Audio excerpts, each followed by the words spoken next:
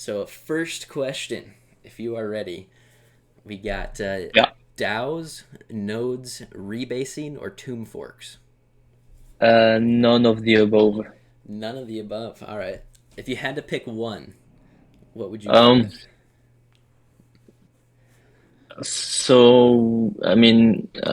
we have a bonding mechanism, so I would go with the DAO. Okay.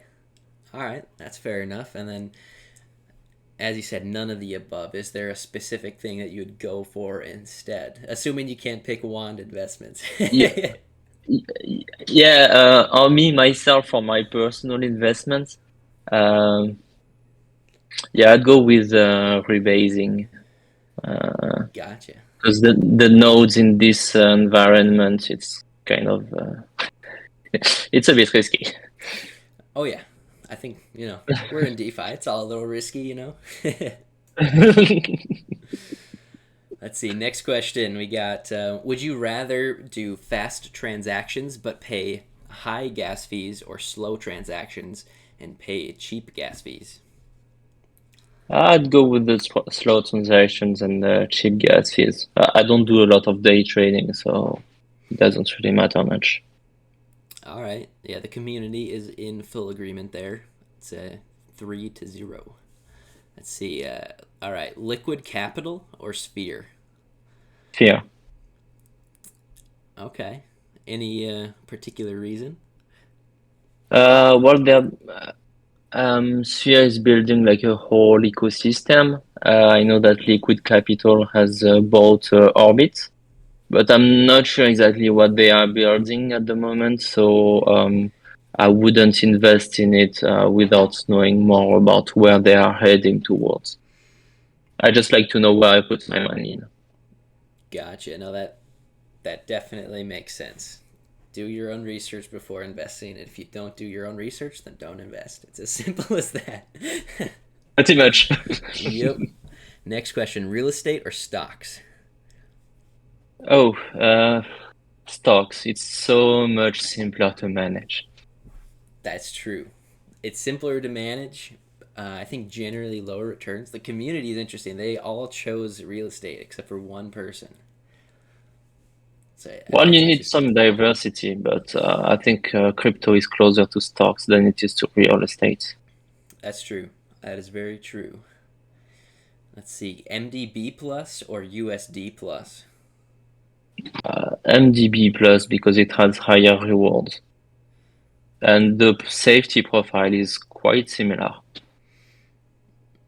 Gotcha. How about like 1 year from now? Because MDB plus, Mm, I think as time goes on, those APYs are going to decrease just based off of the yeah. model that they run. I mean, similar to USD plus, but I don't think to the same extent. No, I agree. Well, it depends a lot on the partnerships that they are making. Like they are making one with AMP money. If they do a lot of this, then they can actually sustain that APR. Um, um, in 1 year, if they don't come up with new partnerships, I suppose that I would have a little bit of both. All right, that's Um, fair. That's fair.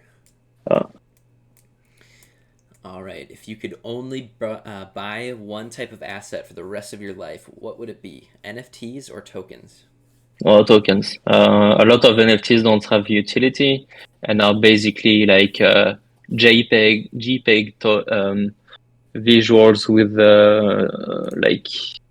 ugly pixels. So I'm not much of an NFT guy. If there is not utility, then I don't see much value to it. Very good point. All right, Reddit or Medium? Medium. There is like everything and nothing on Reddit.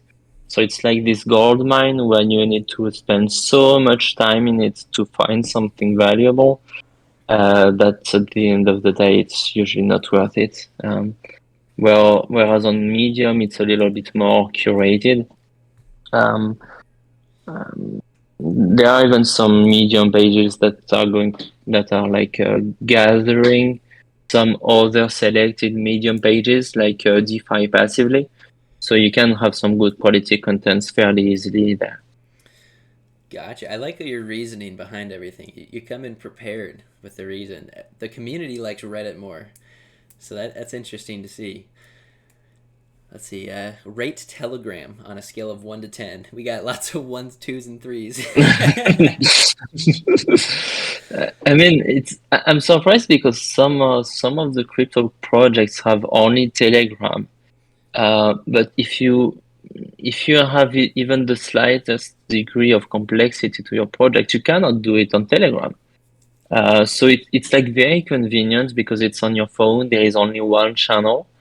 But it's if as a project owner, if I were to create one on Telegram, oh, that would be so complex. So for Cryptosphere, I would say it's one. Definitely. I fully agree. I don't understand why people use Telegram still when Discord's a thing, but it's still super popular. I mean, there's a whole other side of the crypto community on Telegram that's not on Discord. It's interesting. All right, swing trading or buy and hold? Buy and hold. I did make a bit of shorting when the bear market was really decreasing hard. And it worked well, but usually I don't want to be like looking at the screen and the numbers all the time, and I just don't have the technical analysis skills that I would need to do some swing trading. All right. Yeah, the community is in full agreement with you there, aside from one guy. All right, we got two more questions left. High APY projects or low to no APY projects? So Wand is a low to no APY project that can give you a hint as to what we are building. Um, but I mean, there is room for both. Just know where you get your fit into. If there is a high APR and there is a bear market, so there will not be a lot of money coming in to offset the sell pressure. It's a risky bet. So these days, I would say low or no APY projects. Gotcha. Yeah, the community is again in full agreement there, aside for the one guy. Is it always the same? This was a little different. It's a different guy, but one Okay. person likes the high APY projects compared to the low to no APY. All right, last question is Coinbase or Binance? Binance. I've always been on Binance actually, but especially since well, they seem to be safer these days than all the other CEX. So I'm happy that I discovered the cryptosphere through Binance. Yes, Binance was my first exchange I was on too, so I'm gonna have to go with Binance as well. And it looks like Coinbase did not get a single vote, so the first one that did not get a single vote. All right. Well, Well, this was fun. Appreciate you answering the rapid fire questions. And of now we course. can move on to getting into what wand is. So if you want to introduce yourself and give us like a 10,000 foot view on what wand is trying to do, that'd be great. Sure. Is this recorded? Just because I always forget to do that, so I'd like to make sure that I can share it afterwards. Yes, it is. Okay, awesome. All right. So Wand is a project that we want to stray as far away from Ponzinomics as possible, and we want to make DeFi safer, more simple to use, and therefore more mainstream. Because a huge roadblock towards adoption is that it's just too complex. And so our main two tokens are Scepter and Baton. There is a third token, but it's used only by the protocol. So for an AMA, I usually prefer not to go too much into details on that. So I'll just focus on Scepter and Baton. Um, Scepter is 100% backed by stablecoins. There is a buy tax and a sell tax. Most of the tax goes towards the treasury, and a small part goes to the team. It's how we get paid. Um, the treasury itself is also invested, so we keep the stable coins as stable coins, and we are farming with them. Um, and that everything is designed so that the price of Scepter will increase over time. Um, if an investor buys Scepter, because there is a tax, the tax goes to the treasury. The ratio between the treasury and the number of tokens increases, and when that ratio increases, the price increases. So if a person buys a lot of Scepter, and we had like 1K USDC in the treasury for 10 tokens, and now we have 3K in the treasury for 20 tokens, the price has increased from 100 to $150. Um, those numbers are not accurate, but you get the idea. And the same thing happens when an investor sells. If you have 10 Scepter tokens that are backed by $100, you sell it, you only get maybe $90. The $10 of difference stays in the treasury, and that is now spread across the other Scepter holders. So whenever an investor sells Scepter, the price will actually increase. And that means that we are not afraid of pump and dumps because there cannot be a dump. Price will just go up and up and up. And because also the treasury is farming, the rewards are reinvested, and they make the treasury grow. When the treasury grows, the price of Scepter also grows. So this is Scepter, which is very low risk, well, as low risk as stablecoins, and low to medium rewards. Then you can sell it, or you have another option. You can burn it, and then you meet Baton. Baton is our second token. Baton is backed by a different treasury, and here we have some stablecoins, but also we have some blue chip or native network coins. So that means some Ethereum, some AVAX, some Phantom, maybe some Boo or InSpirit, which are the tokens of SpookySwap and SpiritRope. But generally some tokens that have a fairly good track record. We're going to do some automatic rebalancing and some farming with them. The idea is to outperform the market without taking crazy risks. And what happens with the growth of that treasury is that a part of it is compounding so that it grows, and another part is distributed every week as USDC to the Baton holders.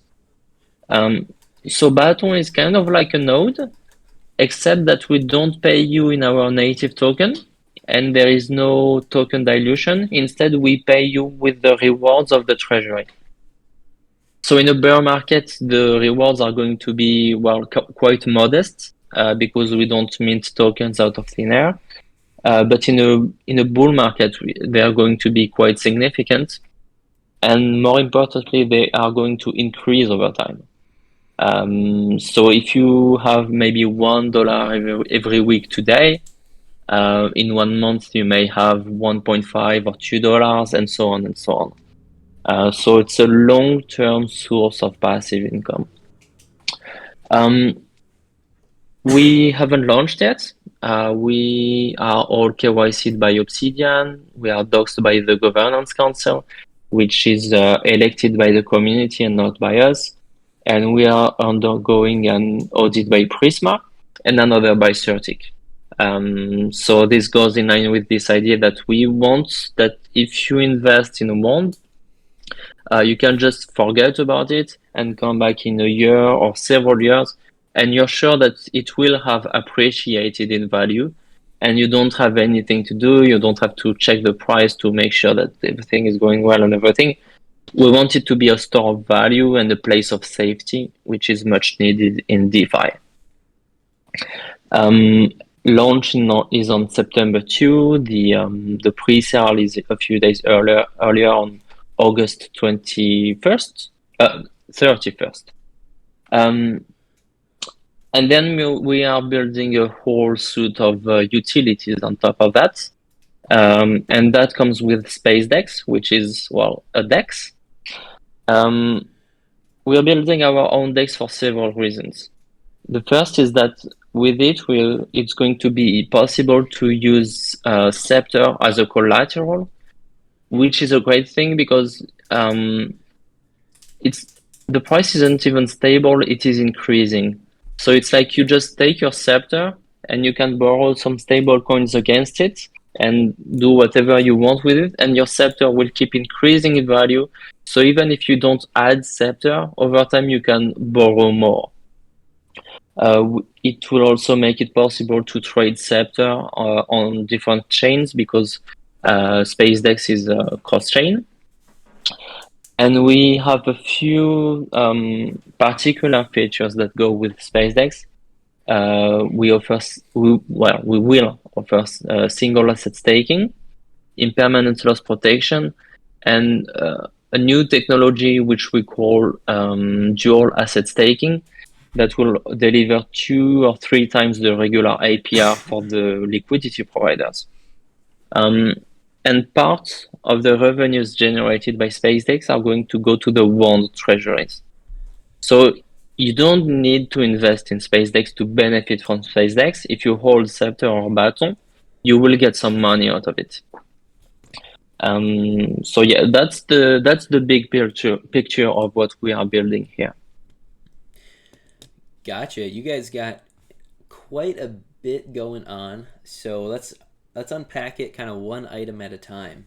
So we can start with Scepter. So I read your white paper, by the way, and it's super well written. Like I was very impressed with how in depth it goes on each one of the concepts and all the flow charts that it has. Like really well written. So I commend you on that.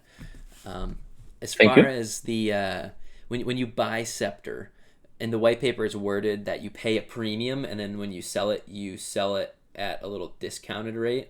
So Yeah. what's the difference between that and a buy and a sell tax, or is there nothing different at all? No, it's just a different way to say it. I feel that if we talk about a tax, it's a bit more aligned with what other protocols do, so investors relate to it more easily.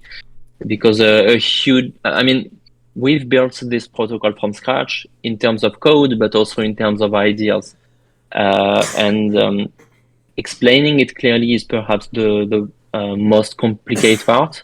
So we're just trying a few different ways to call things, keeping the idea but transmitting it in a different way. So when we talk about a discount or a premium on one side or a tax on the other side, it's the same.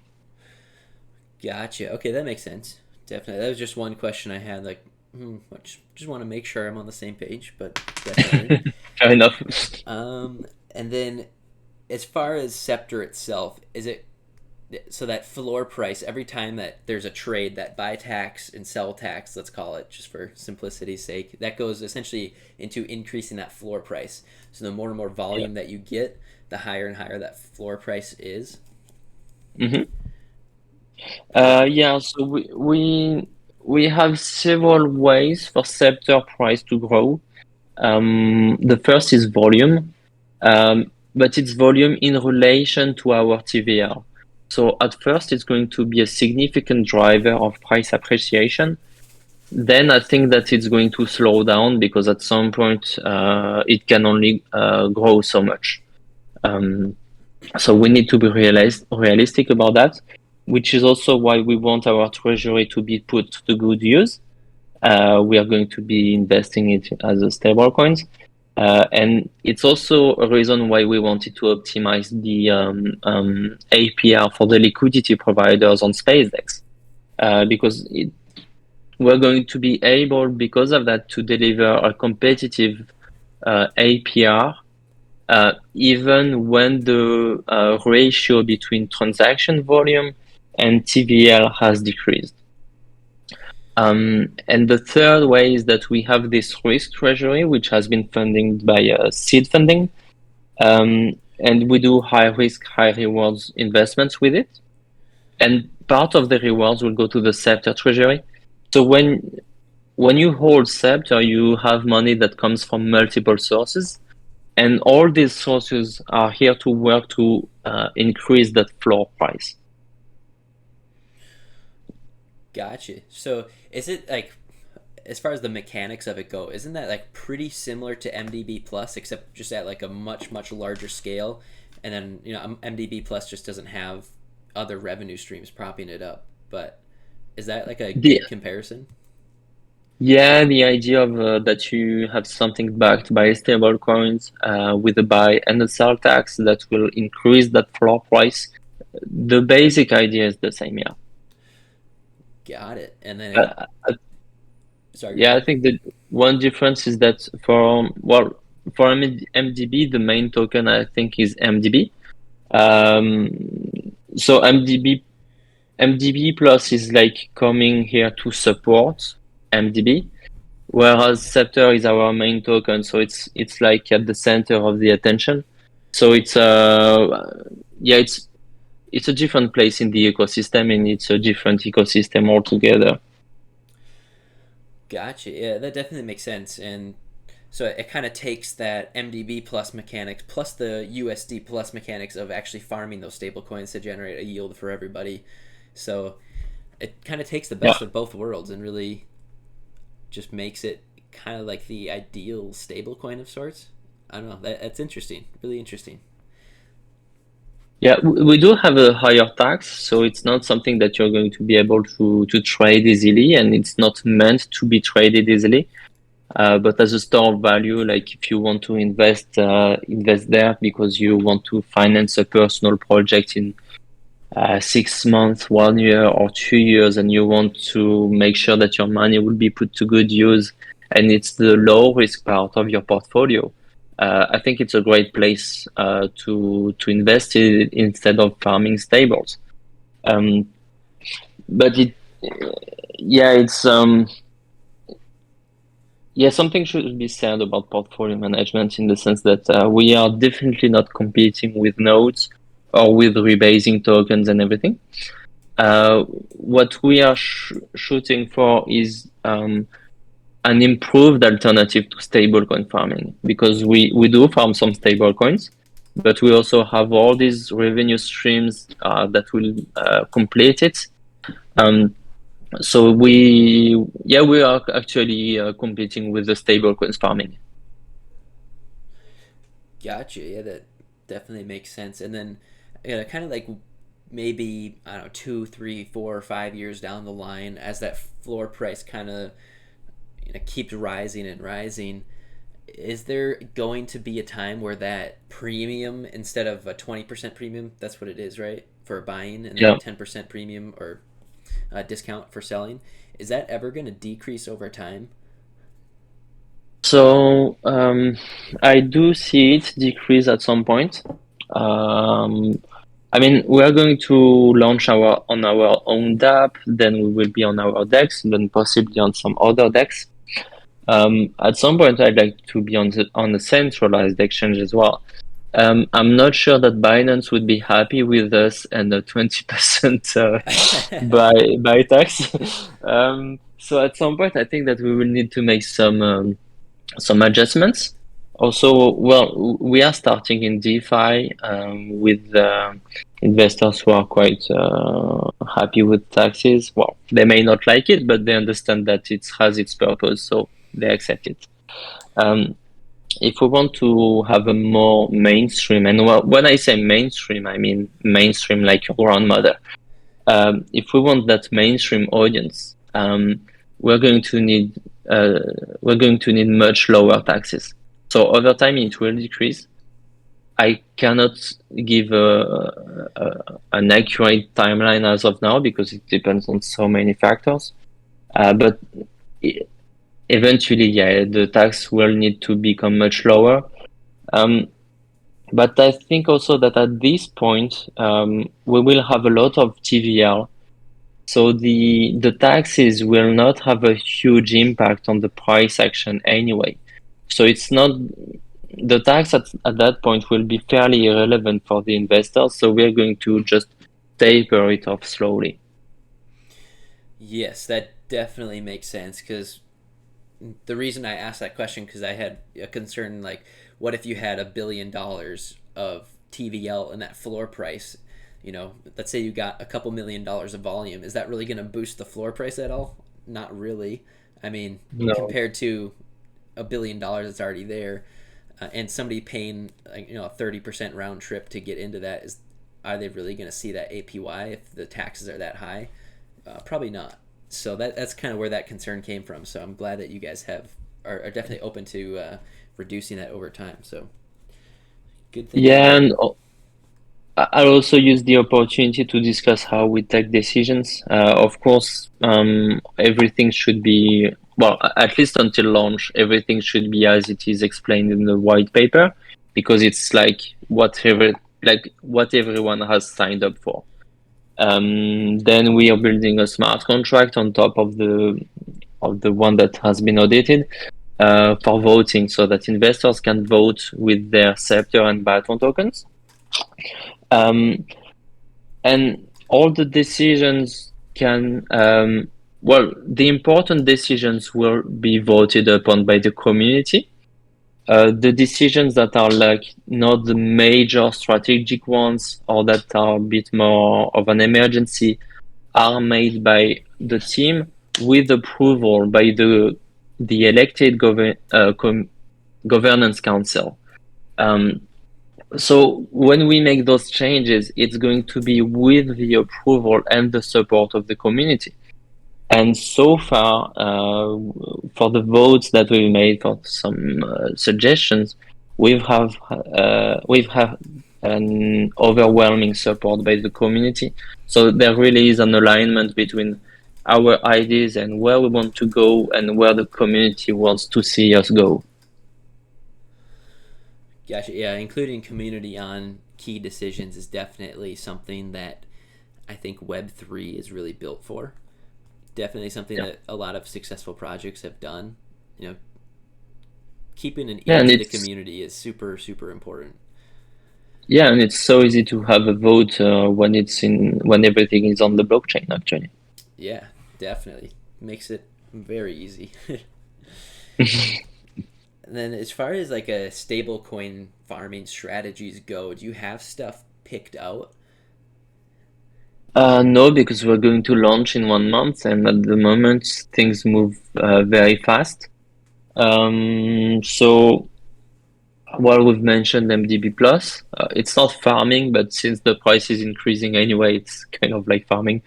USD Plus, I think that we're going to have some stuff farming with Penrose. Um, Something to note is that we are using a multisig, and with a multisig, the options are limited. So we're going to need to relook at where we can actually farm after we have launched, and also on which chain we've launched, because we haven't decided yet, and there will be a community vote on the chain in a few days. And depending on where we launch, we may have some limited options. So at the moment, it's not a decision that we can make. Gotcha. Definitely makes sense. So you would kind of almost like outsource the farming to somebody like a USD Plus or MDB Plus, or would you incorporate some of your own liquidity providing or stablecoin farming yourself as well? Oh, yeah, we're happy to do so. And I mean, even if we have some USD Plus, it can also be farming. That's definitely a good option. Mm, and later down the road, I also want to streamline it with some products that we are developing with SpaceX. Um, because yeah, there is the DEX part, which is fairly straightforward. But we also want to make some yield optimization strategies that will be automated. Uh, for instance, I'm thinking about a token called DUSD, which it will need some rebranding, but internally that's how I like to call it. Um, and the idea with it is to say, okay, we are on SpaceX. The APR for BUSD is 15%. The APR for USDC is 20%.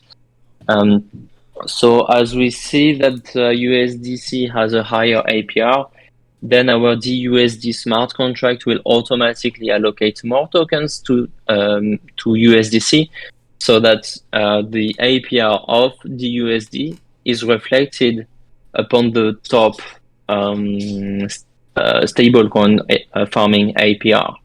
And it will automatically adjust so that you always have this kind of a balance between several stablecoins, because we don't want to put all the eggs in the same basket, but also seeking the top APR amongst the stablecoins that are legit or that are not too risky. And when this is up and running, it will also simplify our life a lot for the farming of stablecoins with WAND. Got it. Yeah, that makes sense. I think as long as you have a strategy that mitigates risk as much as possible, especially when you have, a floor price that if something were to happen, like, I don't know, you invested all your funds in UST and then now they're worth nothing, like that would kind of suck. So Yes. as long as you're mitigating those potential risks, I think that definitely makes sense. And then I saw you guys had a seed sale in your white paper. I believe I read that. Can you talk a little bit about? Oh, sorry. Go ahead. Yeah. So if you're talking about WAND, it's now closed. It was fairly small actually. There was one part for the KYC, which was 8K. Then for the Risky Treasury and a tiny bit of marketing, like paying for the white paper because we wanted a beautiful one. 30 or 38K, and then for the audits, 30K. So it's a total of like 70K, which is not that big given the size of the project. Then we have an ongoing seed funding, which is for SpaceDex. And here we are selling space tokens at a 50% discount. And there's the possibility to lock the space tokens to mint V space, which is a locked space. And the V space holders receive 10% of the revenues generated by SpaceX. So it's a fairly good bargain. And the fact that the tokens are locked for 6 months and there is a linear vesting to that locking is not so much. It's a way to avoid dumping, but it's also like the investors can still get some return on investment because they can lock it and receive some revenues from it. Gotcha. Interesting. So when they get the return on their investment, where exactly is that coming from? Like, do they get airdropped some of those scepter tokens, baton tokens, or how does that work? So no, I mean, we want a bit of separation between WAND and SpaceX, and like Scepter, it has a sell tax that's 10 or 15% depending on the market conditions. Baton is something that, yeah, you can sell it, but it's going to be a low price, so we would not recommend it. So I don't want to airdrop those tokens because they are not meant to be traded, and it would limit the freedom of the investors, and I don't really want to do that. So the airdrops are in space tokens, which is the native token for SpaceX. And the supply will be fixed. So we are going to mint some tokens for launch, but that's it. Afterwards, there is not a single token that will be minted. So if you didn't, all the tokens at launch will be either in the pockets of the seed investors, pre-sale investors, or in the liquidity pool. We are not going to have a lot of tokens in some random wallet or whatever. If you all the tokens will be like in circulation. We are not going to boost the pools like a lot of DEX do because we don't want to create sell pressure. So it's going to be a token that there will be a fair amount of demand for it because investors will want to lock it for VE space. and there will be no creation of tokens. So it's also going to have a rising floor price. There will be some price increasing and decreasing above that floor price. So it's very different from Scepter, but it's still a quite deflationary token. So if you have the space, you get some space airdrops, and well, there will be some ups and downs, but generally speaking, the price of the token will go upwards.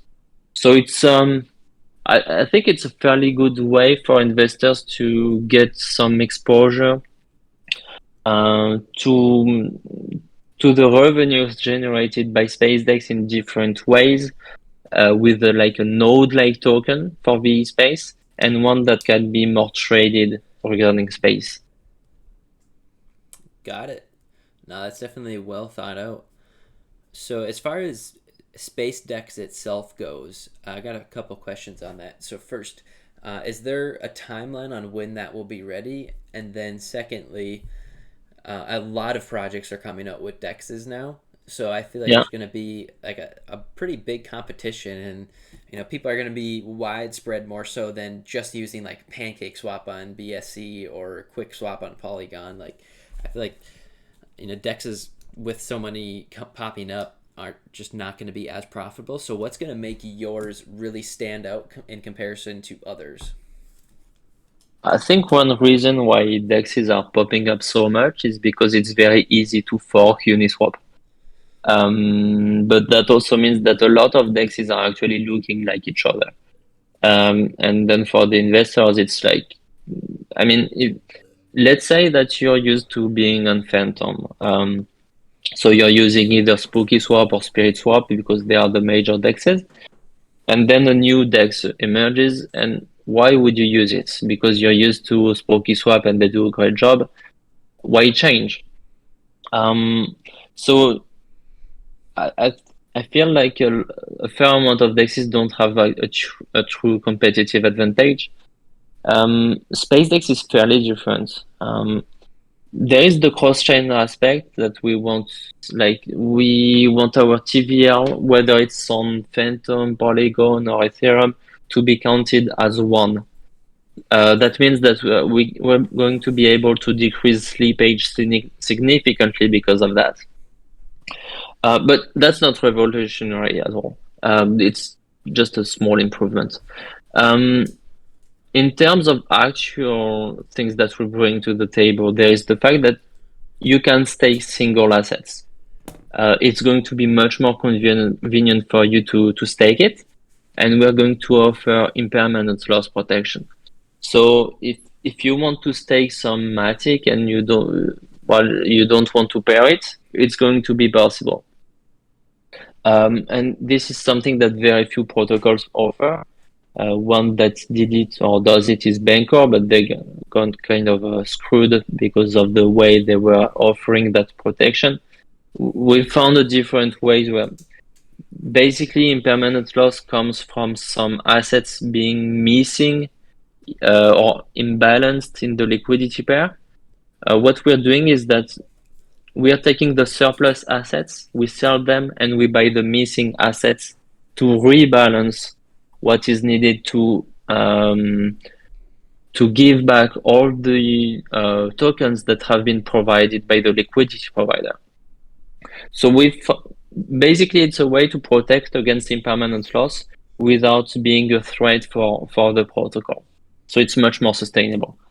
But what is done nowhere else is that dual asset allocation. It means that 80% of our TVL will be farming somewhere else. And because we're going to use a yield optimizer, we're going to offer an APR that is 2 or 3 times higher than what other DEXs are offering. So we're going to do some marketing that will attract a fair amount of people.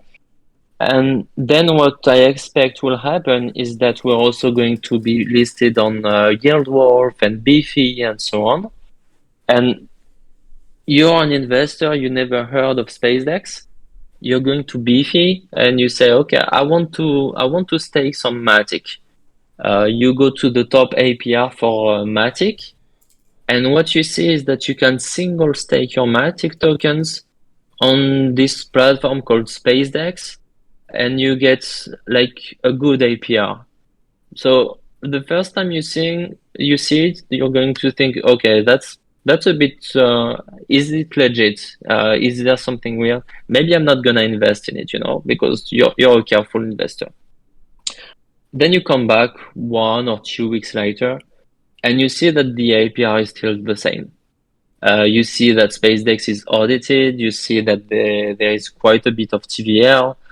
So you think, okay, well, this time I'm going to put some Matic there, and you see that it's legit, and you increase your portion of capital that is farming on SpaceX. So we're going to attract more and more TVL this way, which also means that we are going to have more volume, and we will be more attractive to the DEX aggregators such as Paraswap or Rego and so on. So this is our plan, to have this kind of TVL and transaction volume flywheel, because we have some competitive advantages that other platforms just don't have. Got it. That's super exciting. Do you already have those kind of partnerships with like Beefy and other farming sites already like structured, or are So, those still being worked on? so I mean, they're not willing to have any kind of agreement before they see the code and before it's audited, which is absolutely normal. But we have been in talk. I know that what is the process to be listed there, and I don't see a reason why it wouldn't happen. Because I mean, of course we will be audited. Of course we won't have the option to withdraw all the funds if we want to, and anyway, there will be like a multi-sig for the contract ownership, and a time delay. So we're going to comply with their conditions because their conditions make sense, and I definitely expect that we will be listed there. Gotcha, that makes sense. And then I guess a little change of topics now. So I know we still got a couple things to cover in the whole ecosystem. As far as the Baton token, is that how you say it, Baton, or is it Baton? I pronounce it the French way, but anyway is fine. All right. So how does that token integrate in the ecosystem, and where do those airdrops come from that people receive from holding the token? So you have a Scepter token and you think, okay, I want some passive income that goes straight to my wallet. So you burn your Scepter and you receive Baton instead. Um, Now, a part of the treasury backing Scepter is going to the Baton treasury. Um, I'll give some names, but they're not very accurate. I just want to transmit the idea. So let's say that in that Baton treasury, now we have some USDC, BUSD, BNB, and Ethereum. Um, Maybe we're going to have a part of it farming as BUSD to BNB, and we are going to compound a part of the rewards, and the other part of the rewards will be sent to your wallet as USDC every week automatically. Now we also have a bit of Ethereum and BNB, and we have some automatic rebalancing, which means that if Ethereum price increases and BNB decreases, we sell some Ethereum for BNB. So we essentially automatically sell high, buy low all the time. So that's a way to outperform the market. When we do that, again, we keep a part of the profits to compound, and a part of the profits generated are going to your wallet again as USDC. Now we're also going to keep a bit of stable coins as such, maybe as a stable coin pair farming, or later on farming on SpaceX. And we are essentially going to use it to buy the dip when we see like a good offer on a blue chip or on a native network coin. So this is Baton is like a slightly higher risk and slightly higher rewards alternative to Scepter. It's also not something that you need to sell. It's more like um, passive income every week in your pocket. Gotcha. So there's kind of just multiple strategies that people can take when participating in the ecosystem. I like it. And if you look at all these tokens like 2 for 1, 2 for space days, it can seem a little complicated. Um, but as an investor, all you need to do is buy and hold and sell at some point if it's Scepter or Space. Um, from from the user or what you actually need to do to make a profit with we are building, it's extremely simple. We want that simplicity for the investor. If you want to get involved in the governance, in the investment strategy, you're very welcome and you will be rewarded for it. We have a bounty program for that. But if you just want to make some money and forget about it, it's very much possible. Gotcha. No, that's super cool that you guys have, different angles that you can play to get passive income or a passively appreciating token. So definitely really cool. The last thing that I want to talk about before we move on to some of those community questions is the Risky Treasury. So how Yeah. is this being funded, and then where are these funds being allocated? So let me actually check the details. So it's been funded by a seed funding a few months ago. And I will share with you because every week we have a report that's made by Crypto Theory, which is our treasury manager, and he makes this beautiful visual every week. So this I've shared it in the AMA question chat. At the moment, as you can see, we have some DEX finance, we have BNB and IVAX farming on Magic Farm, some Nodify, some Boo Finance, which didn't work so well, and some assets farming on Penrose. You can see that we are we've made quite a bit of profit. Um, what happens for this treasury is that as an investor, you can make some investment suggestions. You just open a ticket, you fill in a form, and then that form is analyzed by our investment analysts, and then they make like some notes and suggestions that go to the governance council, which are elected by the community, and this is where there is a vote. Either we invest or we don't. If we do, and we make a profit, depending on how much profit, you will receive a certain percentage of that profit. So it's a way for us to reward the investors that help us make a good financial decision. And it's also a way for us to help build the community. Gotcha. No, that graphic that goes over the treasury investments is super nice. I like it. Let's Yeah, see. and they are doing a great job. I mean, Crypto Theory and the whole governance council and the investment analysts. I mean, at some point, I was sharing on Twitter the NFTs that the bounty hunters are going to win if they make some good investment suggestions.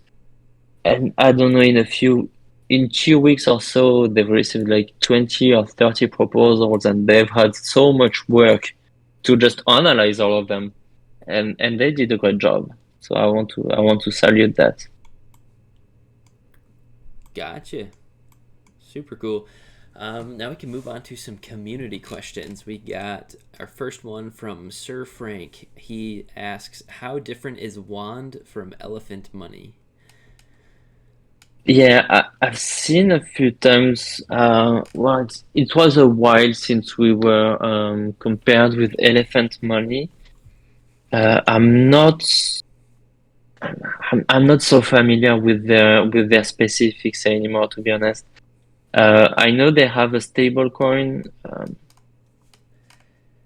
I'll come back to you in a written format, Sir Frank, because I don't feel confident that I know their protocol enough to make an accurate answer, and I don't want to say things that are untrue about them. Gotcha. I think that's a definitely a fair response. Let's see, we got Sporkman. He says, "How long has Wand been preparing for launch?" So if it depends on where you put the where you start the timer. The general idea, I've been thinking about it since November. In a very different way, actually. I wanted to make an home fork that would be sustainable. Um, and then the more I thought about it, the more I thought that if you want it to be sustainable, the APR needs to be zero, or it needs to come from external revenue sources. That's why there is no set APR for Scepter or for Baton. Um, then there has been a lot of back and forth in my head and talking with some crypto friends. I started looking for a team in January, February, and launched the Discord at that moment. But there was like not a single line of code that was made. The white paper was well very limited. So we can say February. That's where it kind of officially started.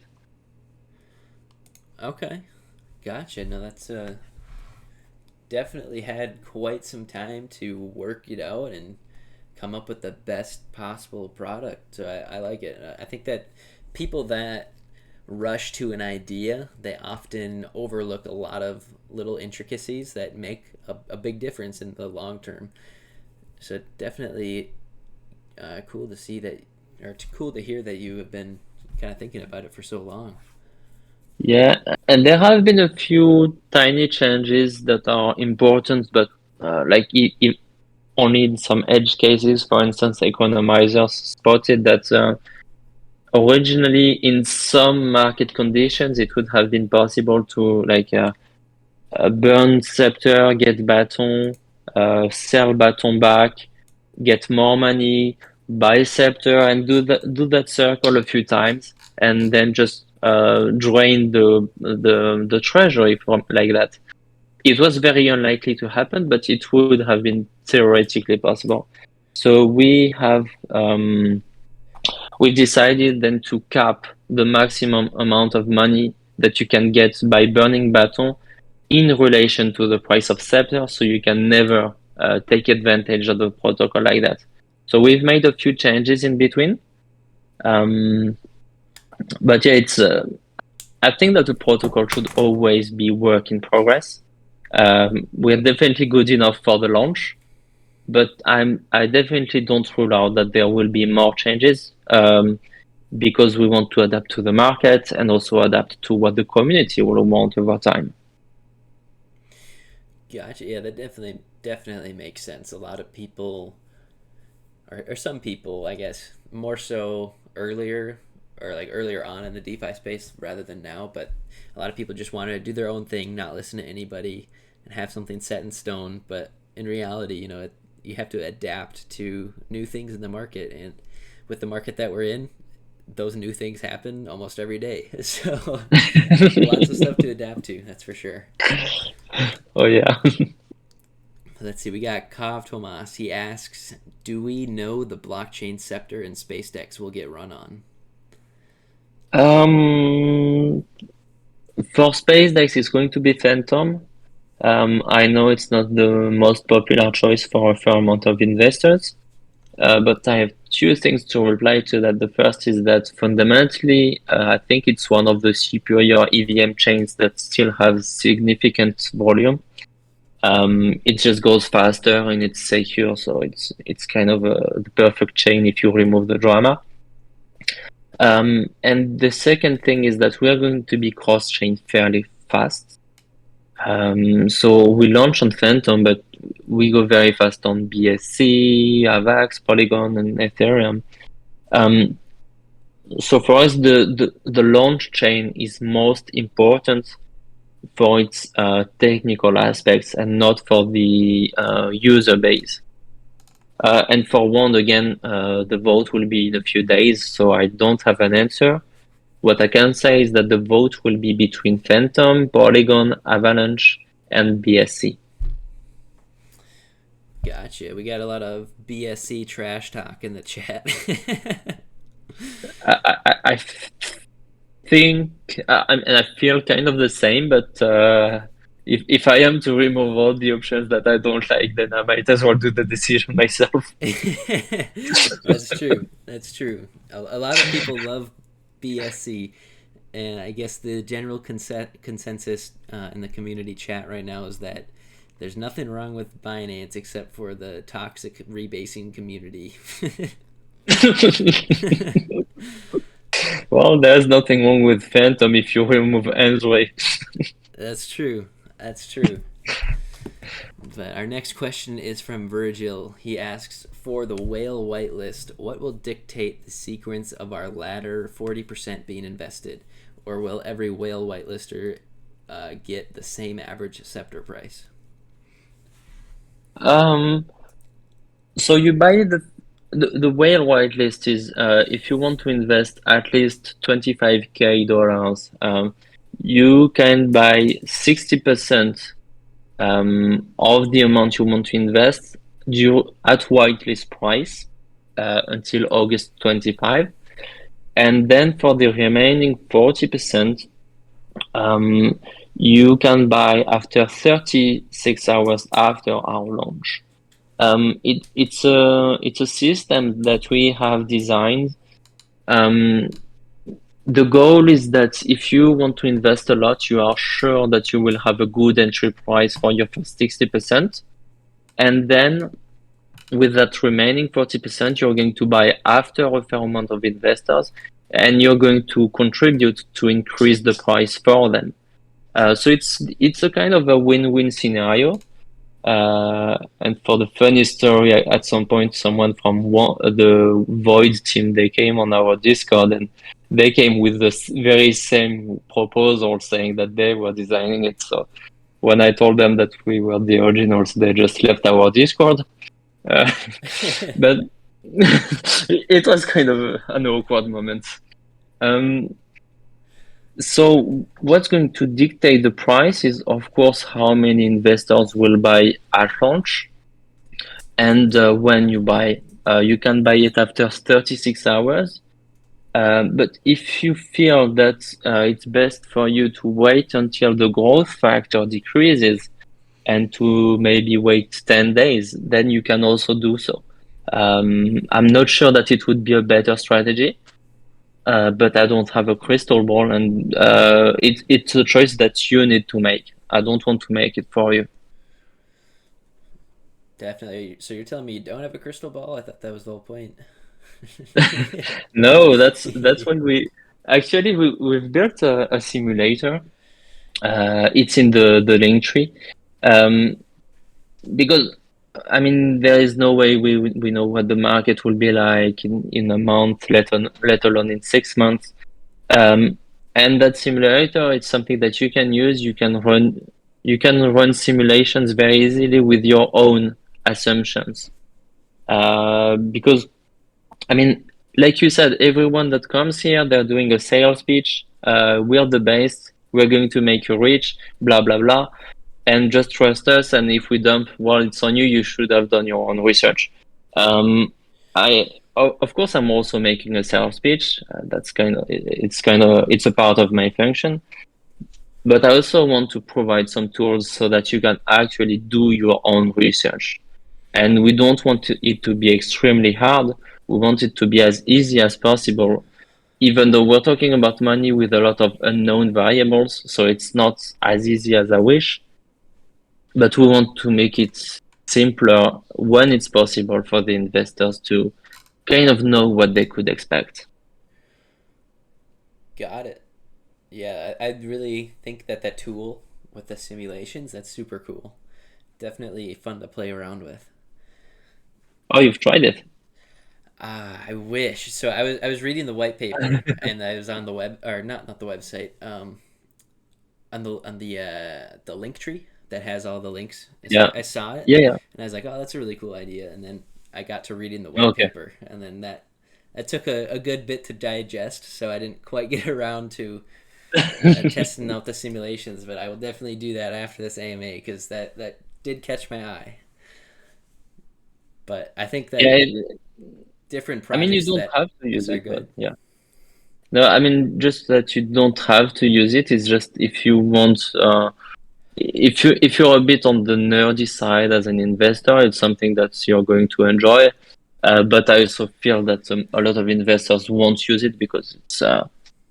I mean, you see the dynamics from the white paper, then the simulator is just an extra step if you want. Yeah, definitely. But regardless, it's a fun tool.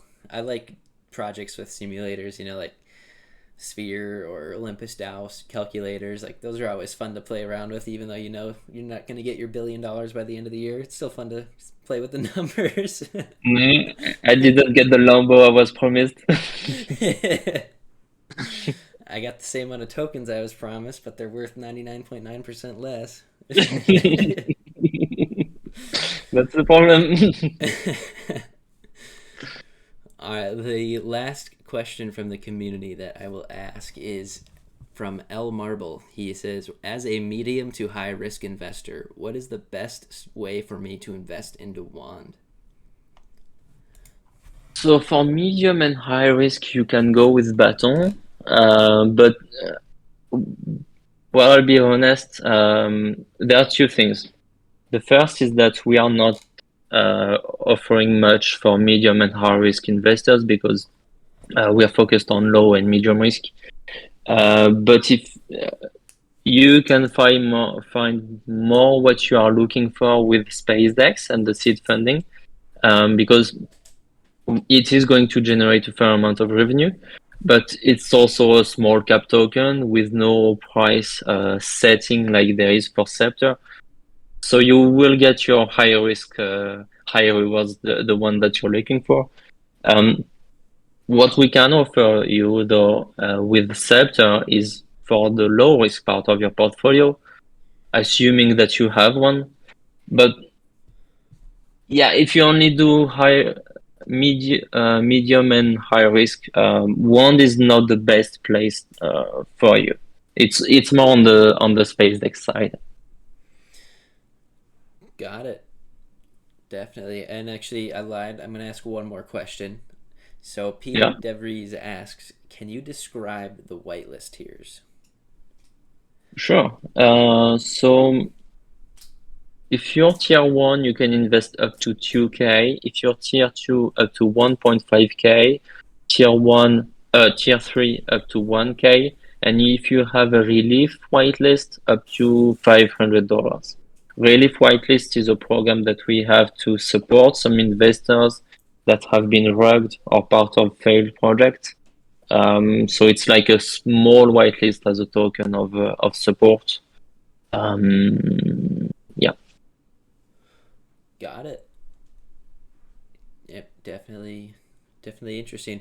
As far as the giveaway today, do we know what tiered whitelist spots those are going to be? So how many questions have there been? There's been quite a few, probably at least from, I would say, 7 or 8 different people. So we can say two tier one for the first two, then two tier two, and then four tier three. Perfect. Because the first ones maybe they were a bit shy, so it deserves a higher tier. Got it. Yeah, they got the chat rolling, and then it just kind of went flying from there. So sounds good. And the last question I will kind of end off with, definitely a subjective question, is what is the hardest part or the biggest obstacle that you've had to overcome so far on your journey? Um, It's actually with the team. Like we found a front end dev that well, he's been slacking off for quite some time. So much that we've had to change. It's been part of why we delayed, even though it was quite some time ago. Um, it's like he was honest and he was motivated, but then we learned that he was working on 8 projects at the same time. So of course he did not have much time for us. So it's yeah, that part has been maybe the most difficult also because it's I don't have any skills as a dev. So when he told me that okay, I need this to be done from the design side before I can start working, well, I believed it because I had no reason not to. But after sometimes it became a bit hard to believe. So yeah, the team management may be the most difficult part, especially since it's with the distance. But there's also like a lot of cohesion within the team, whether we're talking about the designer, the developers, the moderators, and the governance council, which I consider to be a part of the team now. We're really working like very well, but there had to be some kind of time of adjustment at the beginning. But it is all a learning process. Yeah, yeah, I like it. No, I appreciate the honesty. Like, I think asking subjective questions like that, it's not like a fact that you can read in the white paper. Getting to hear the actual perspective from somebody on the team, I think that's super valuable. So, yeah, I appreciate it. And I appreciate you coming on, taking the hour and 10 minutes to talk to us about Wand. And you got some really exciting stuff going on. So I'm looking forward to your launch. And yeah, I mean, and to the audience as well. I appreciate you guys taking time out of your day to listen in. It really means a lot to me. Well, thank you for the invitation, and yeah, it's a great community that you have here. I love the rapid fire questions as well. It sets for a good mood as well. Um, and yeah, I'm looking forward to speaking with you again. Yeah, likewise. Appreciate it. And take care, everybody.